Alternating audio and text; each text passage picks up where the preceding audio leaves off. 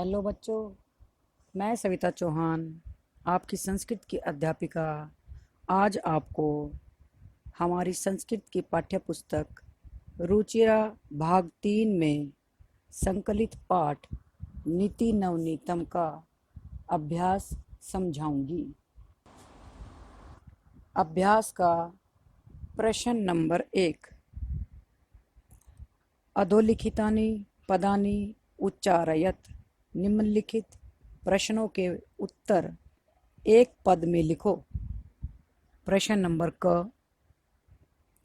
निर्णाम संभवे कौ कलेशम सहेते। निर्णाम मनुष्य के, संभवे जन्म के समय, कौ कौन दो, कलेशम सहेते कष्ट को सहते हैं। मनुष्य के जन्म के समय कौन दो कष्ट को सहते हैं। उत्तर है माता पितरौ, माता और पिता। प्रश्न नंबर ख। कीदृशम जलम पीबेत। किस प्रकार के जल को पीना चाहिए। वस्त्रपूतम, वस्त्र से छाने हुए पवित्र जल को पीना चाहिए। प्रश्न नंबर ग। नीति नवनीतम पाठ कस्मात् ग्रंथात् संकलितः। नीति नवनीतम पाठ किस ग्रंथ से संकलित है या किस ग्रंथ से लिया गया है। उत्तर है मनुस्मृति, मनुस्मृति से। प्रश्न नंबर घ। कीदृशीं वाचं वदेत। कैसी वाणी बोलनी चाहिए।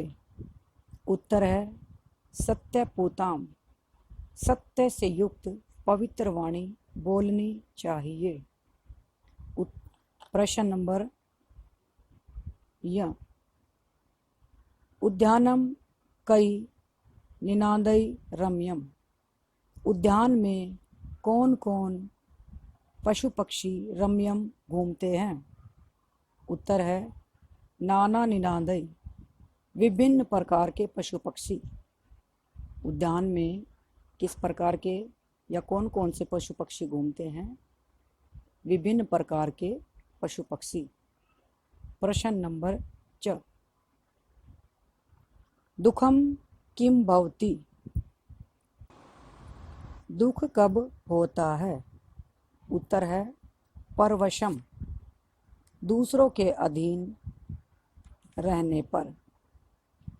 प्रश्न नंबर 6। आत्मवशम किम भवति।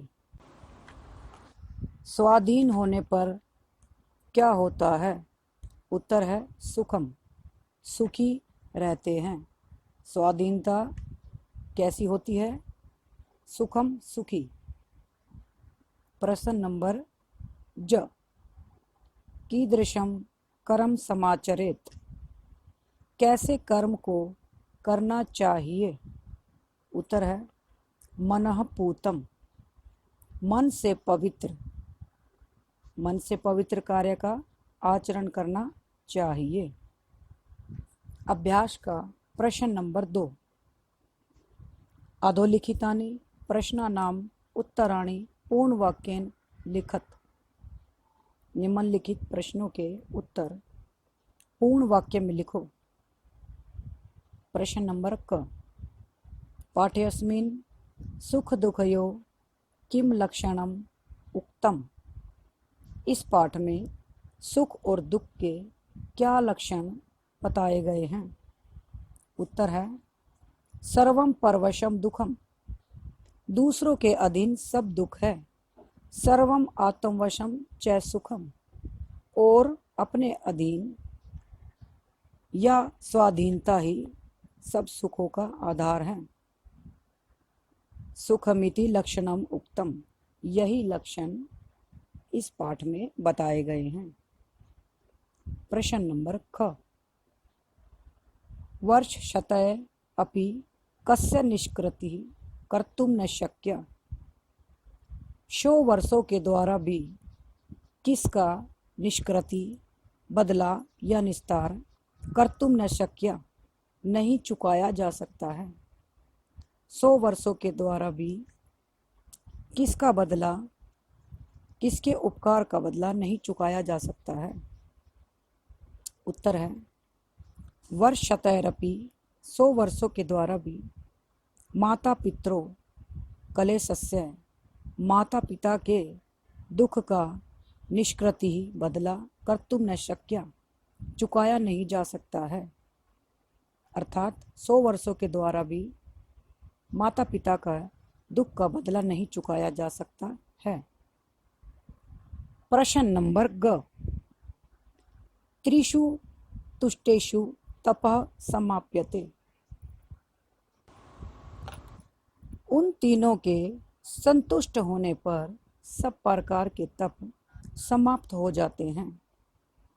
वाक्यस्मिन्, इस वाक्य में त्रय के सन्ति, 3 कौन है।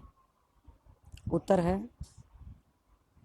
वाक्यस्मिन् त्रय, इस वाक्य में 3 माता पितरौ, माता और पिता, आचार्य सच सन्ति और आचार्य हैं। इस वाक्य में 3 माता पिता और आचार्य हैं। प्रश्न नंबर घ, अस्माभिः कीदृशं कर्म कर्तव्यम, हमें किस प्रकार के कर्म करने चाहिए।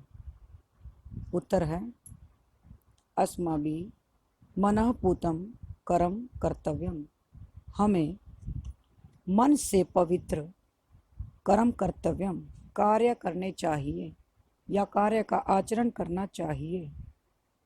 प्रश्न नंबर य, अभिवादनशीलस्य कानि वर्धन्ते, प्रणाम करने के स्वभाव वाले की क्या बढ़ती हैं। उत्तर है अभिवादनशीलस्य आयु विद्या यशो बलंच वर्धन्ते, प्रणाम करने के स्वभाव वाले की हमेशा आयु विद्या यश और बल बढ़ता है। प्रश्न नंबर च, सर्वदा केषां प्रियं कुर्यात्, हमेशा किसका प्रिय करना चाहिए।